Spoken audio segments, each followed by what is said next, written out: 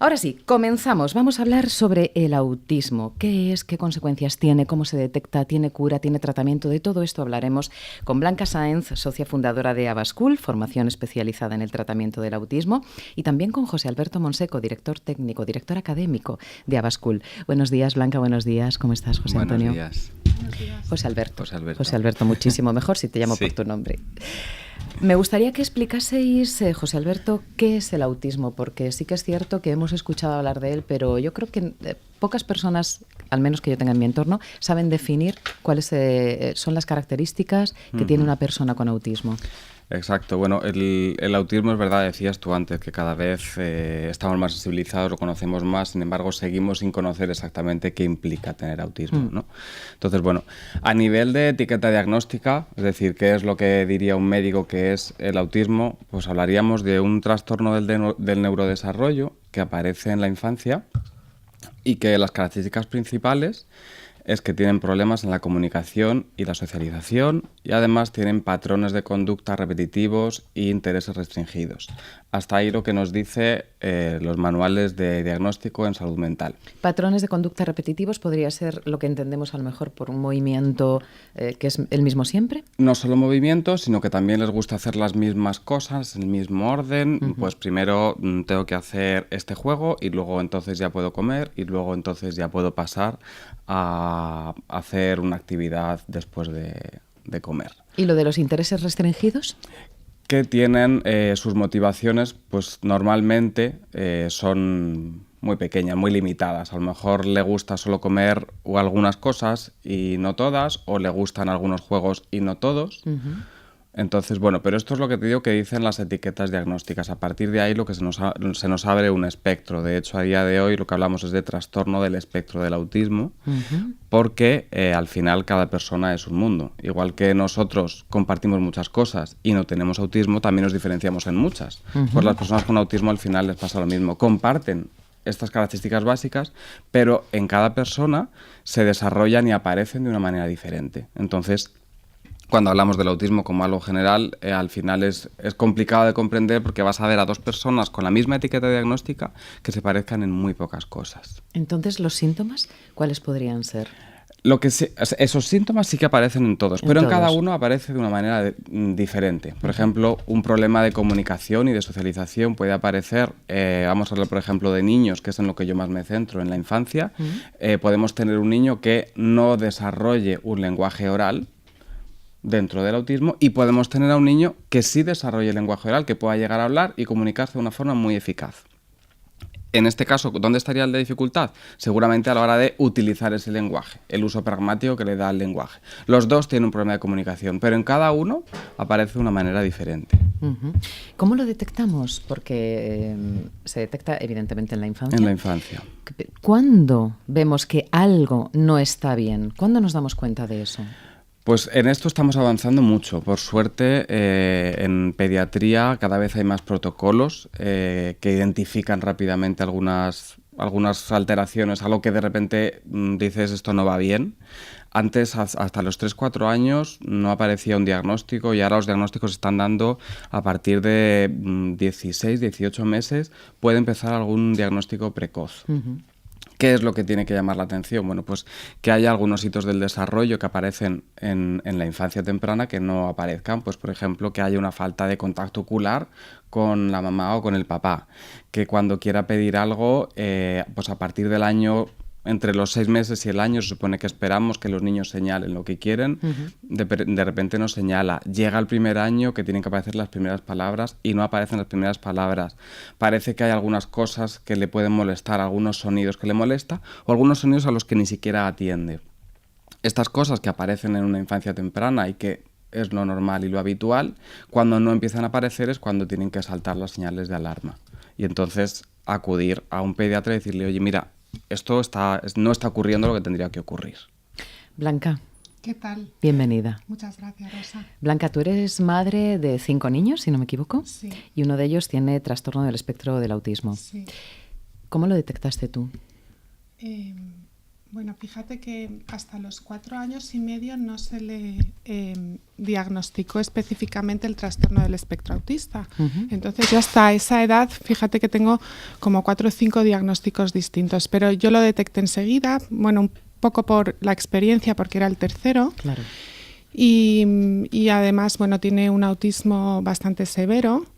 Y los primeros síntomas pues era eso, la falta de contacto ocular, la falta de compartir, porque incluso aunque los niños son bebés, cuando están con un juguete no están solo al juguete, sino están a compartirlo con los demás también, ¿no?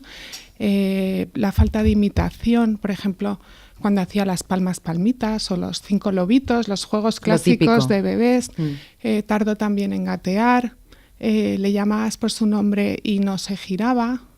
Entonces son hitos del desarrollo que se van alcanzando y que de repente ves que algo está fallando, y está fallando sobre todo en la interacción. Me vas a permitir la pregunta, ¿qué se siente? Bueno, al principio es...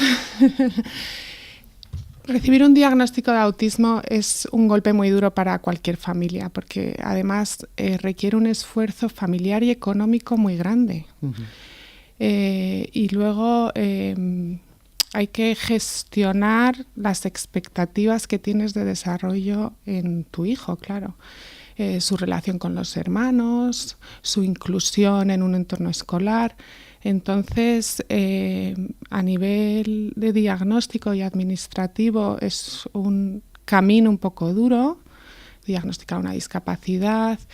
Y luego, en el momento en que ya todos lo vamos asimilando poco a poco, y esto unos pueden tardar más que otros, pero se tarda, te centras mucho en el tratamiento y dejas muchas otras cosas de lado, que esto es lo que tienen que trabajar con los padres. Fíjate que en los costes del trastorno del espectro del autismo, en los costes sociales, uno de los grandes costes en la infancia es la pérdida de productividad de los padres, porque muchos padres incluso tienen que dejar de trabajar, ¿no? Claro, para dedicarse a Claro, cuidar. entonces los mayores costes son la pérdida de productividad parental, los tratamientos y la escolarización de estos niños.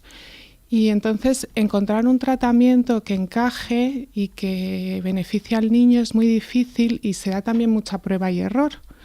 Y los padres muchas veces nos agobiamos, ¿no? Como tiene que estar haciendo logopedia, tiene que estar haciendo estimulación temprana, tiene que ir a la piscina a nadar, tiene que hacer musicoterapia, tiene que hacer integración sensorial. Entonces, y necesitamos un criterio. Como antes bien decía Juano, es muy importante que pensemos en las prácticas que están avaladas científicamente con recomendación y con evidencia científica, y que estén avaladas por las guías de las buenas prácticas. Y entonces vas por un camino que es mucha prueba y error. Claro. Y necesitas también mentalmente pensar que es una carrera a largo plazo, y que prueba y error hacemos con todos nuestros niños, ¿no? No sabemos lo que es ser padre hasta que lo somos. Y además de cada individuo. Sí. O sea, cada niño es diferente, Claro, imagino. todos nos vamos Tienes equivocando. muchos. Entonces, bueno, yo creo que hay que centrarse en estar fuerte para poder abordar un tratamiento y ir avanzando. Y bueno, decidiste fundar Abascool, imagino que rodeada de otros profesionales. Sí. Y también sí. para tener toda la información posible, ¿no? Eres parte interesada. Soy parte interesada, pero fíjate que ha sido... mi hijo tiene ahora 12 años y hemos fundado Abascool hace 2. Entonces, el paso lo he dado primero cuando me ha permitido mi tiempo y mi dedicación, Claro. porque hasta entonces estábamos desbordados en casa. Y segundo, con ya mucho conocimiento de causa y experiencia, Rosa, que es importante. Bueno, yo soy economista, auditora, MBA, y provengo del campo financiero, que obviamente no tiene nada que ver con Nada esto. que ver, claro. Pero cuando inicias un proyecto, aparte de iniciarlo con mucha ilusión y con mucha implicación personal, tiene que ser un proyecto fundamentado. Entonces, ante la falta de accesibilidad a tratamientos efectivos para el autismo en España, nosotros desde Abascool proponemos mejorar esta accesibilidad a tratamientos, y en concreto al análisis de conducta aplicado, que es una de las prácticas que está recomendado por las guías de buenas prácticas, por la Organización Mundial de la Salud, y tiene evidencia científica, Además, es una práctica que en otros países como Estados Unidos, Reino Unido y Canadá se financia por las coberturas públicas, sí, a través de los seguros de salud o de educación, a través de la educación, y en España no se financia. Entonces, hay muy poca accesibilidad a estos tratamientos. ¿Qué porcentaje, ya una vez que tenéis todos, bueno, ya estáis funcionando, lleváis 2 años en funcionamiento y ya tenéis evidentemente muchísima información recopilada, muchos datos, sí me gustaría saber qué porcentaje de la población padece autismo hoy en día? Sí, pues mira, según el Centro de Prevención y Control de Enfermedades, que también ha mencionado antes Juano, la estadística es 1 de cada 59 nacimientos. 1 de cada 59, pero en es un porcentaje Estados muy Unidos, alto. este es el porcentaje del 2018. En España no tenemos estadísticamente un censo específico de niños con trastorno del espectro autista, bueno, de personas, porque también hay adultos, pero las cifras que barajan en la estrategia española para el trastorno del espectro del autismo es 1 de cada 100 nacimientos, que son las cifras europeas. Que, bueno, también me parece muy alto. Es el trastorno infantil con mayor prevalencia actualmente, mucho más que el cáncer que hemos hablado antes del cáncer infantil. Sí, efectivamente. José Alberto, además de ser director académico de Abascool, eres psicólogo, analista de conducta, ya puesto que ha mencionado Blanca el análisis de conducta. ¿Por qué se produce el autismo? ¿Cuál es la causa? ¿Lo sabemos a día de hoy? Sigue siendo una incógnita. Se está estudiando y bueno, pues se estudia por suerte cada vez más, pero nunca es suficiente. Entonces, a día de hoy están las cosas bastante claras con que a nivel genético hay bastante afectación, cada vez se descubren más genes que están implicados, pero es un estudio que se hace evidentemente de las personas que están dentro del espectro, entonces ven que concuerdan las afectaciones a nivel genético. Que esto sea la causa o no, no se sabe, porque luego encontramos familias con las que trabajamos en la que hay 2 hermanos, hermanos mellizos, uno con afectación, ¿Y otro sin afectación. Mellizos. Impresionante. Sí. Impresionante. Entonces no todo lo está diciendo la genética. Está claro que tiene que haber alguna parte ambiental. No sabemos si ambiental dentro del vientre materno, si ambiental en el nacimiento. No se sabe, se desconoce y además cada vez se estudia más, pero sigue sin estudiarse tanto como realmente las estadísticas parece que indican que es necesario saberlo. Blanca, ya nos has comentado mínimamente nos has comentado cómo afecta al entorno familiar, ¿no? Que se pierde, por ejemplo, la productividad parental, porque los padres han de dedicarse muchísimo a la persona que padece autismo. ¿Cómo afecta, por ejemplo, al resto de los hermanos? Bueno, esta es muy buena pregunta y es muy difícil de contestar, Rosa. Yo creo, fíjate, que los niños tienen una capacidad de inclusión, de integración y de procesar la información y las circunstancias sin ningún tipo de prejuicio y sin ningún tipo de estrés y de tensión. Mucho mejor que nosotros. Mucho mejor que nosotros. Sí, entonces no tienen, yo creo que sus hermanos lo han aceptado perfectamente, le conocen muy bien, saben que sí y que no, y sobre todo no se ofenden. Si Jerónimo, que se llama mi hijo, no quiere jugar con ellos a la pelota, porque además tiene un programa de entrenamiento y tiene que lanzarla 20 veces, y cuando oye 19 ya la está soltando y pasando de todo. La interacción es distinta. Y entonces ellos, lo importante en los niños con autismo es que nos fijemos en sus gustos y motivaciones individuales. Entonces, a lo mejor saben que hay cosas que no pueden compartir con él, pero otras sí. Y entonces se adaptan. Y los niños tienen una capacidad especial para adaptarse a la persona que tienen al lado. Qué bueno. Cosa que a los adultos nos cuesta mucho más, esa inclusión. Porque llevamos más filtros y es lo que tú decías, el prejuicio está presente en los adultos, pero en los niños generalmente no. Y luego sí que han desarrollado, yo creo, un sentido de la madurez y la responsabilidad a lo mejor un poco mayor que niños de su edad. Porque, claro, un niño con un autismo severo que sea dependiente puede abrir la puerta de casa e irse a casa, puede ponerse un vaso de agua y dejar el grifo abierto, bajar a por un helado al congelador y también dejarlo abierto. Pueden salir con frío o estarse bañando, tiritando en la piscina porque les encanta el agua, con los labios morados y la piel de gallina y no salen. Entonces, todas esas pautas, sus hermanos colaboran mucho en casa y entre todos hay que construir un entorno seguro. Y la escolarización, que mencionabas que también es un campo en el que hay que trabajar aún mucho. ¿Es muy delicada la escolarización? ¿Cómo se hace? Bueno, la escolarización, en España tenemos 3 opciones que generalmente vienen marcadas por el dictamen del Centro de Orientación Educativa en cada comunidad autónoma, pero bueno, hay muchas diferencias territoriales en España entre comunidades y esto es algo que se reconoce en la Estrategia Nacional del Autismo. Hay 3 modelos. El modelo de escolarización ordinaria, en el que están escolarizados en un centro ordinario, en una clase ordinaria con apoyos. El modelo de escolarización especial, que están en un centro de escolarización especial con un ratio, bueno, en la Comunidad de Madrid es entre 5 y 8 alumnos a 1. Y con personal especializado, y luego un modelo combinado que a mí me gusta mucho, que es el de las aulas TEA, aulas estables, aulas abiertas, en cada comunidad se denominan de otra forma, que es un aula específica con un ratio, dependiendo de la comunidad, entre 5 y 7 alumnos, dependiendo de la comunidad autónoma, dentro de un colegio ordinario, y en el que los niños pasan tiempo en el aula específica y otro tiempo en su aula de referencia por edad. Lo que pasa, y bueno, y la tendencia general desde la administración es a la inclusión, cosa que es muy positiva. Lo que pasa que para esta inclusión hace falta recursos. Claro. Entonces, luego, el tiempo que los alumnos pasan en el aula de referencia generalmente es muy pequeño, porque tanto a los profesores como a los profesionales del centro les resulta muy difícil su inclusión, porque son niños que generalmente tienen problemas conductuales. Entonces, por eso nosotros, uno de nuestros proyectos, que es la formación especializada en el autismo... Es muy importante, ¿eh? Es muy importante. El análisis de conducta aplicado se centra muchísimo en la conducta. La idea para hacerlo accesible es que se formen tanto los psicólogos clínicos, por supuesto, como el profesorado. Como los profesores y profesoras. Para que puedan aplicarlo en los centros. Y para esto hemos desarrollado el máster con la Universidad Complutense de Madrid, en colaboración con la Universidad Complutense de Madrid.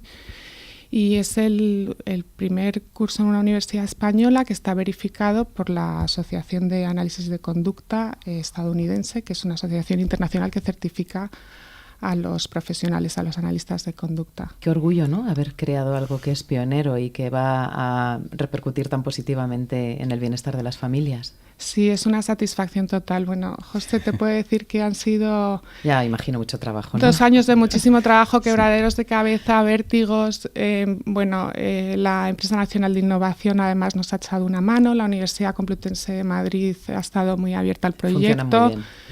Y estamos contentísimos. Qué bien. Sí. Y a mí me pondría muy contenta si me dieses un sí a la siguiente pregunta que te voy a hacer, aunque tengo mis dudas. ¿Tiene cura el autismo? Pues no. No. Lo siento, pero no. A día de hoy está muy relacionado con lo que comentaba antes Juano. Por desgracia se venden muchas cosas, pues lo que decíamos de la lejía, ¿no? El MMS, se venden tratamientos mágicos que curan el autismo. No, la realidad es que no hay cura. Por suerte, lo que sí tenemos es una reducción de los síntomas a través del tratamiento y un aprendizaje. Entonces, ¿pueden aprender? Sí, pueden aprender. ¿Pueden llegar a comunicarse? Por supuesto que pueden llegar a comunicarse. Es decir, pueden tener una vida bastante normalizada y casi idéntica a la que tendríamos cualquiera, pero no hay una cura. Siempre les va a costar un poco más aprender, siempre van a tener alguna dificultad. Entonces, pues pueden estar muy incluidos en la sociedad y hacer las cosas que hacemos todos, pero siempre van a tener un pequeño déficit en algún área de su vida, porque hay muchas áreas que tienen afectadas. Entonces, con respecto al tratamiento completo, ¿qué podríamos decir? Mira, con respecto al tratamiento, lo que tenemos que decir es que nos tenemos que basar en lo que diga la evidencia. Entonces, lo que dice la evidencia científica a día de hoy es que tratamientos probados con evidencia de eficacia tenemos el análisis de conducta, y tenemos medicación solo para tratar algunos de los síntomas. Entonces, al final, el tratamiento que ellos necesitan y que necesitan las familias es un tratamiento integral, un tratamiento que aborde todas las necesidades que ellos tengan. Claro. Y ahí es donde trabajamos en análisis de conducta, analizando cuáles son los déficits o los excesos que tenemos de conducta en cada una de las áreas de su vida e irlas trabajando para el momento en el que ellos tengan necesidad o la familia. Ahora mismo lo más importante en la vida de mi hijo, que tiene 12 años, es que sepa manejarse de forma autónoma. Sin embargo, una familia de un niño que tenga 2 años, lo más importante es que mi hijo sepa decirme qué quiere comer cuando tenga hambre. Claro, diferentes puntos, diferentes circunstancias. Blanca Sáenz, socia fundadora de Abascool, formación especializada en el tratamiento del autismo, y José Alberto Monseco, psicólogo, analista de conducta y director académico de Abascul. Muchísimas gracias a los dos. Confiamos en haber sensibilizado un poquito más gracias a esta información que vosotros habéis suministrado sobre el trastorno del espectro del autismo. Muchísimas gracias a los dos. Gracias a vosotros. Gracias. Gracias.